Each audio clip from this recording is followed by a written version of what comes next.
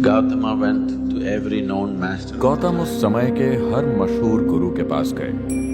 उनकी बौद्धिक क्षमता और ज्ञान पाने की लालसा इतनी तीव्र थी कि जो चीज समझने में बाकी लोगों को सालों लग जाते थे वो कुछ हफ्तों में ही सीख लेते थे।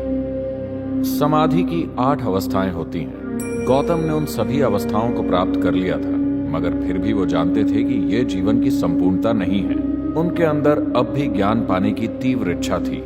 जब सारे उपाय बेकार हो गए तो उन्होंने अंतिम मार्ग का सहारा लिया, जिसे समाना कहते हैं।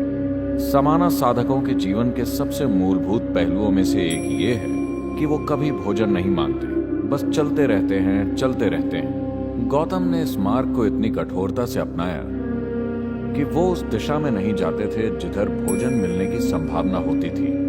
वो बस सीधा चलते थे। इस प्रक्रिया में उन्होंने अपने शरीर को इतना नष्ट कर लिया, वो इतने कमजोर हो गए कि वो बस हड्डियों का ढांचा बनकर रह गए। वो कभी भोजन की तलाश में नहीं जाते थे। उन्हें जब भोजन दिया जाता था तभी खाते थे। एक दिन वो नीरांजना नदी के तट पर पहुंचे, जो 2 फुट गहरी एक छोटी सी धारा थी और उसका प्रवाह थोड़ा तेज था।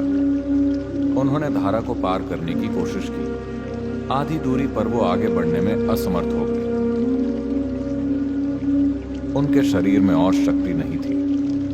वहां एक पेड़ की टूटी हुई टहनी थी, जिसे उन्होंने पकड़ लिया।